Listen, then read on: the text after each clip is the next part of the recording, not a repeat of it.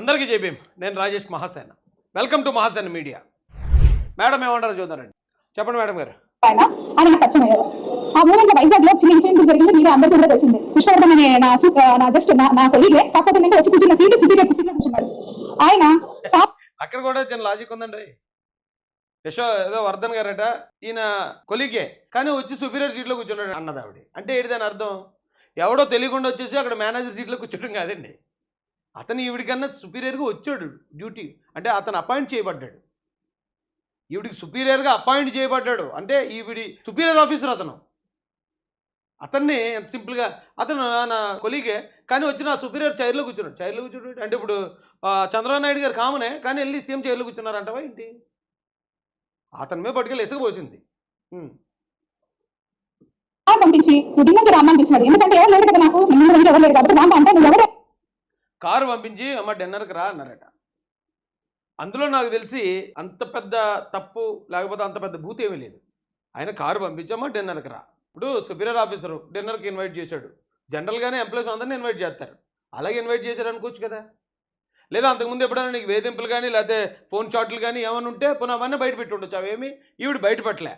పోనీ ఆయన ఫోన్ చేసి ఏమైనా వేధిస్తే దాన్ని రికార్డ్ చేసి పెట్టచ్చు. ఈవిడకున్న తెలివితేటలు లా బ్రెయిన్ కాబట్టి ఖచ్చితంగా అది రికార్డింగ్ చేసి బయటకు అది కూడా లేదు.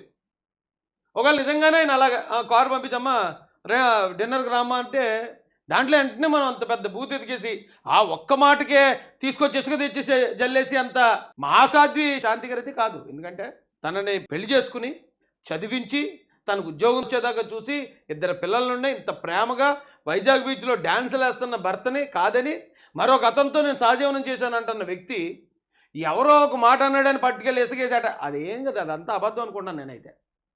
అదంతా అబద్ధం. అంతకుముందు దాని వెనకాల ఇంకో కారణం ఏదో ఉంది. ఈవిడెళ్ళి ఆయన అవమానించిన తర్వాత ఒక సుపీరియర్ ఆఫీస్ మీద ఆ కింద స్థాయి ఉద్యోగం వచ్చి అలా చేస్తే జనరల్గా కింద స్థాయి ఉద్యోగం సస్పెండ్ చేస్తారు. కానీ ఇక్కడ ఏం జరిగింది తెలుసండి, ఆ సుపీరియర్ ఆఫీసర్ని ట్రాన్స్ఫర్ చేశారట. ట్రాన్స్ఫర్ చేశారట.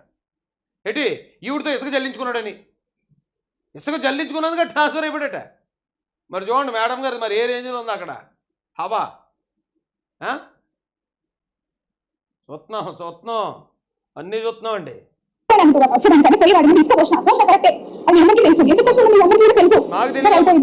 మూమెంట్ లో నాకు నచ్చింది నడిచింది సుభాష్. నా బస్సెస్ అన్ని ఆయన చెప్తున్నా, ఆయన బస్సెస్ అన్ని నాకు చెప్తున్నాడు. సో నేను ఇద్దరు ఇష్టపడే పెళ్లి చేసుకున్నాం.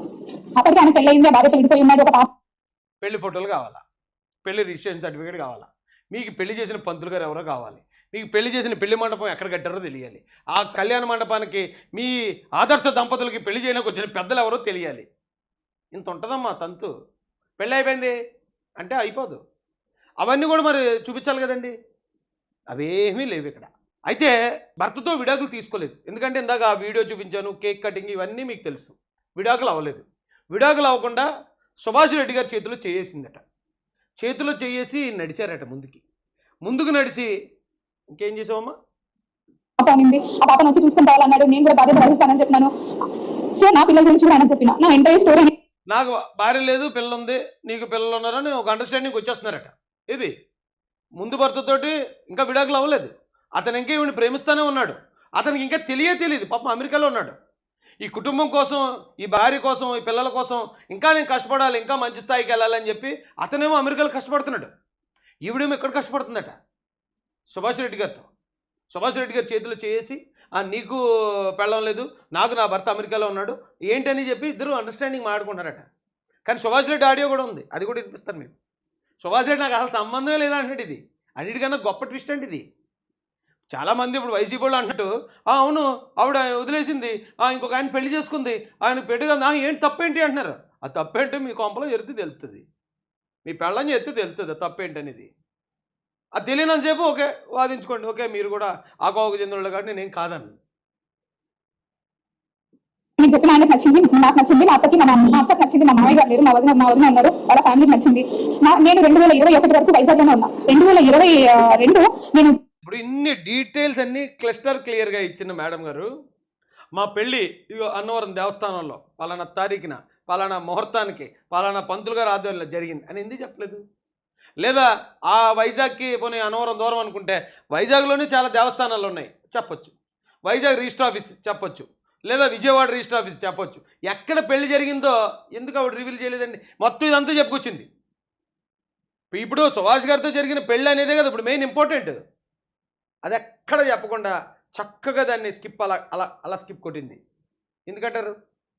ఆలోచించండి. నాకు నా బుర్రలో చాలా వచ్చేది. ట్రాన్స్ఫర్ చేయించుకున్నా, ఎందుకంటే అప్పటికే నా పైన రోజు పేపర్లోనే రోజు ఎంత స్ట్రెస్ అంటే ఆడపిల్లకి ఉద్యోగం చేయడము.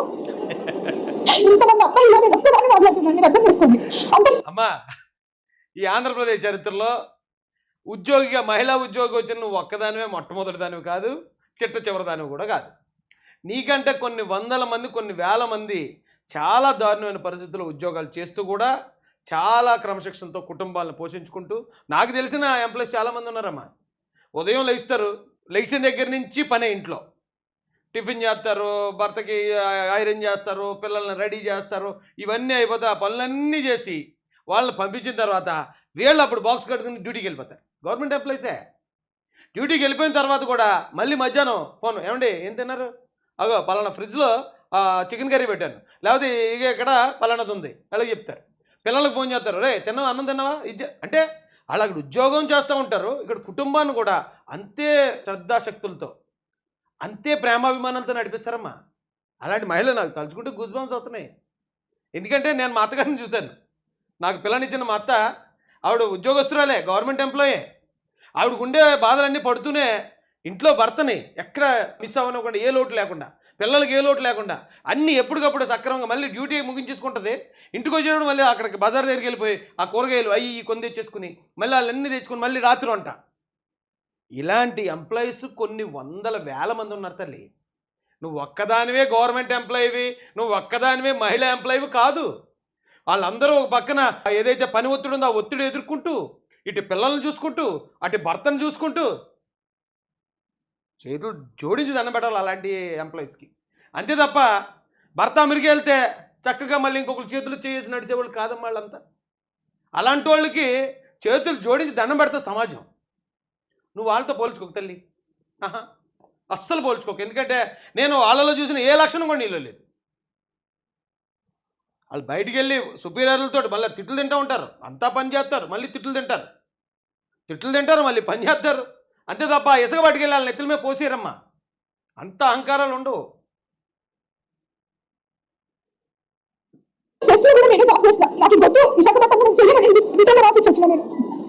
నా ప్రొఫెషన్ కంప్లీట్ కాకుండానే నేను విశాఖపట్నంలో పని చేయలేదు ఇంకా ప్రజలు అనేసి అక్కడ ఏం తప్పు చేసినా నాకు ఇప్పటి వరకు అర్థం కాలేదు. ఉద్యోగం చేసాం, నేనేం తప్పు చేయలేదు. సార్ తప్పు చేస్తే నేను కన్సిడర్ అవుతాను గవర్నమెంట్ ద్వారా. నేను వచ్చిన ఇంకా మొబైల్ ఇంగ్లీష్ హిందూ నేను సంసారం చేస్తూనే ఉన్నాను. నేను దేవుడు మరి నాకు ఇన్ని కష్టం పెట్టాలని ఏమైనా కన్సిడర్ అయినా నాకు తెలీదు. ప్రెగ్నెంట్ అయ్యాను నేను. ఆ కష్టాల్లో భాగంగా కన్సీవ్ అయిందట మహాసాధ్వి. నమో నమః. కష్టాల్లో భాగంగా గర్భవతి అయిందటండి. ఎక్కడ వెళ్ళలేదు నేను ఈ మాట. ఇప్పటివరకు అసలు చరిత్రలోనే కాదు, తెలుగు సాహిత్యంలోనే లేదు ఇలాంటి ఒక సందర్భం. కష్టాల్లో గర్భవతి అవటం అంటే అమ్మా, నాకు తెలిసిన సందర్భం చెప్తాను. ఎవరైనా ఒక అభం శుభం తెలియని మహిళ లేకపోతే ఒక యువతి ఏదైనా ఒక ఆఫీస్కో లేకపోతే ఎక్కడికైనా వెళ్తున్నప్పుడు దుండగులు ఆవిడపై పడి మానభంగం చేస్తే, ఆవిడ ఊహించని కష్టంలో గర్భవతి అయితే దాన్ని కష్టాల్లో గర్భం దాల్చాను అంటాం. కానీ నీకే కష్టాలున్నాయి తల్లి, నువ్వు కష్టాల్లో కన్సీవ్ అవ్వడం ఏంటి? అసలు ఇదేం మాట, కొత్త మాట, విచిత్రమైన మాట ఇది. ఇలాంటి మాట ఇప్పటిదాకా ఎక్కడ ఎప్పుడు ఏ సినిమాలో సిరివెన్నెల సీతారామ శాస్త్రి గారు కానీ, జొన్నలకంటి గారు కానీ, మరొకరు ఏ కవి కూడా ఇప్పటిదాకా ఆ మాట వాడలేదు. కష్టాల్లో కన్సీవ్ అవ్వడం, సుఖాల్లో కన్సీవ్ అవుతారమ్మా. అమ్మా, కన్సీవ్ అవ్వడం అంటే గర్భవతి అవ్వడం అండి. ప్రెగ్నెన్సీ వచ్చిన తర్వాత బిడ్డను చంపుకోవాలన్నా నేను సరే అనేసి బిడ్డను కూడా నేను ట్రావెల్ చేసిన. నాకు సపోర్ట్ చేసింది, వదిన చేసిండు, ఆయన చేసిండు, అందరూ చేసిండు. 9 నెలల బిడ్డ నేనే కన్నా, నేనే మోసా, నేనే కన్నా. మీరు ఆయన మెసేజెస్ అని చూపిస్తాను మీకు. నన్ను నేను ఇంకొక భార్య అని తెలిసి, నేను ఇంకొక బిడ్డకి తల్లిని తెలిసి కూడా నన్ను ఎంత హరాస్ చేశాడో, సెక్సువల్ హరాస్ ఎంత చేశాడో. మళ్ళీ నీకు నమస్కారం తల్లి. నువ్వు మదన్ మోహన్ భార్యవి. ఇప్పుడు మేడం గారు ఏం కన్వే చేయడానికి ట్రై చేశారంటే అండి, మనకి మేడం గారు మదన్ గారితో పెళ్లి చేసుకున్నారు, ఆయనతో విడాకులు ఇవ్వలేదు, ఆయన ఇంకా నా భార్య శాంతి అని చెప్పి అక్కడ అమెరికాలో కళల్లో డ్యూట్లు వేసుకుంటున్నాడు. కానీ ఇక్కడ ఈవిడి ఆల్రెడీ సుభాష్ రెడ్డి గారితో ట్రావెల్ అయిపోయిందట, ఆయనతో ప్రెగ్నెంట్ అయిపోయింది. ప్రెగ్నెంట్ అయిపోయిన తర్వాత ఇంకొకరు భార్యనని తెలిసి బిడ్డ తల్లినని తెలిసి నన్ను సెక్సువల్గా అరెస్ట్ చేస్తున్నాడు మదన్ మోహన్ అంటుందండి. అయ్యో బాబోయ్, బాబోయ్, పిచ్చోళ్ళు అయిపోతారండి బాబు, పిచ్చోళ్ళు అయిపోతారు, లిటరల్లీ పిచ్చోళ్ళు అయిపోతారండి మగోళ్ళు. ఈవిడ చేసిన తప్పు, అతనికి విడాకులు ఇవ్వకుండా ఇంకొకరితో సంబంధం పెట్టుకుంటే దాన్ని రంకు అంటారు, దాన్ని వ్యభిచారం అంటారు. ఆ వ్యభిచారం చేసిన తప్పు అయితే ఆ వ్యభిచారం ఒకవేళ నిజంగా, నేను నిజం చెప్తున్నానండి, మొదటి భర్తకు విడాకులు ఇవ్వకుండా ఇంకొకరితో ఎఫ్ఐఆర్ పెట్టుకుంటే వ్యభిచారం. ఆ వ్యభిచారం ద్వారా ఒక బిడ్డను కంటం, అది కూడా వ్యభిచారమే. అయితే మొదటి భర్త వచ్చి భార్యని సెక్సువల్గా అరెస్ట్ చేశాడు, నేను వేరే వాళ్ళతో బిడ్డను కన్నానని వేరే వాళ్ళతో ఉంటున్నానని తెలిసి కూడా అతను అడగటం తప్పటండి. అది అది నేరం అట. ఇప్పుడు అమ్మ నువ్వు నా భార్య కదా, నువ్వేటమ్మా నువ్వు ఎలా చేసేవేటని అతను అడగటం అది నేరం. ఇప్పుడు చేసింది నేరం కాదు. మదన్ మోహన్ మాటను నేను సంపూర్ణంగా నమ్ముతున్నానండి. అతనికి ఇవి డైవర్స్ ఇవ్వలేదు. డైవర్స్ ఇచ్చి ఉంటే ఆవిడ గవర్నమెంట్ ఎంప్లాయ్, ఆవిడ లాయర్ అండి. ఇప్పుడు ఎవరో అమాయకురాలకి తెలీదు కాగితాలు రాసుకుని విడాకులు తీసుకున్నారంటే అర్థం ఉంది. లాయర్లు వాళ్ళే 100 మందికి విడాకులు ఇప్పిస్తారు, ఆ లాయర్కి తెలియదు ఆ విడాకులు ఎక్కడ తీసుకోవాలో. ఎవడో చెప్తావమ్మా ఇంకా నువ్వు. అత్తులు సత్యబాబు గారు అటు నేను అసలు ఆడమగ ఉండదు నాకు అసలు, కానీ ఈ మధ్య కొంచెం తగ్గాను. ఎంత గౌరవం అండి.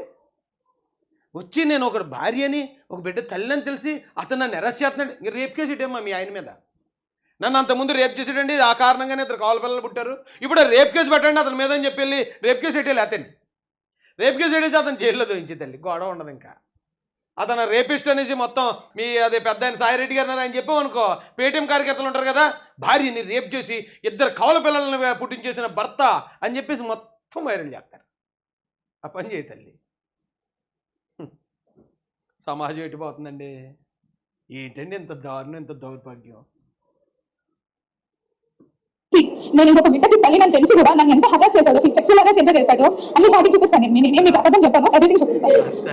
ఈ 2 నెలలు అయిపోయింది, యూఎస్ నుంచి రిటర్న్ వచ్చాడు మదన్ మోహన్ మానపాటి. రిటర్న్ వచ్చిన తర్వాత కూడా నేను చెప్పిన బిడ్డ ఇది ఘన సంవత్సరం వచ్చిన వెంటనే విశాఖపట్నం వచ్చాడు తన బిడ్డలు చూసుకునే దానికి. ఇదండి అనేసి బిడ్డలు తీసుకొని చూపించినాను కూడా నేను అతనికి. చూపించిన తర్వాత అతను చాలా మెంటల్ గా స్ట్రాంగ్ గా ఫిక్స్ అయిపోయిన అంత జరిగింది. తర్వాత నేను అడిగినాను, నేను ఎందుకు అడిగినానంటే సుభాష్ అప్పటికి సుభాష్ కి తెలుసా తెలియదు నాకు తెలియదు. డ్రైవర్ లో ఎప్పుడు కూడా మేము రాసుకున్న విడాకులతో నేను ఆయన రాసిచ్చిన ఆయన నాకు రాసిచ్చిండు, నేను అది కూడా చెప్పిన ఆయనకి. నేను లీగల్ కూడా తీసుకున్నారు. సరే అనేసి నేను మదన్ మోహన్ మానపాటి అడిగిన. సరే అనేసి ఇద్దరం కలిసి డాక్యుమెంట్ చూపిస్తా, ఇద్దరం కలిసి మేము విశాఖపట్నం కోర్టుకి అప్రోచ్ అయినాం. విశాఖపట్నం ఈవిడ వేరే ఆయనతో కలిసి సహజీవనం చేశారు, ఆయనతో బిడ్డను కన్నారు. బిడ్డను కన్న తర్వాత సొంత భర్తకే గిఫ్ట్ చూపించారు. చూపించిన తర్వాత నేను ఇలా సోన్స్ పరిస్థితుల్లో ఇలా ఇలా చేయాల్సి వచ్చింది, మన ఇద్దరు ఇప్పుడు తీసుకుందాం విడాకులు. అబ్బా బా బా బా బా బా, నెవ్వర్ బిఫోర్ ఎవర్ ఆఫ్టర్. అప్పుడు వెళ్ళాడు కోర్టుకి బిడ్డను కనేసిన తర్వాత. ఆవిడ లాయరు, ఆవిడ తెలియదండి. అయినా ఇంకా వైసీపీ మీడియా సపోర్ట్ చేస్తుందంటే సాయిరెడ్డి గారి మీద. ఆయన మరి ఫ్యాన్ ఫాలోయింగ్ పెరిగిపోతే ఏం చేస్తుందండి. గర్ల్స్ ఫాలోయింగ్ మామూలుగా పెరగట్లేదు ఆయనకి.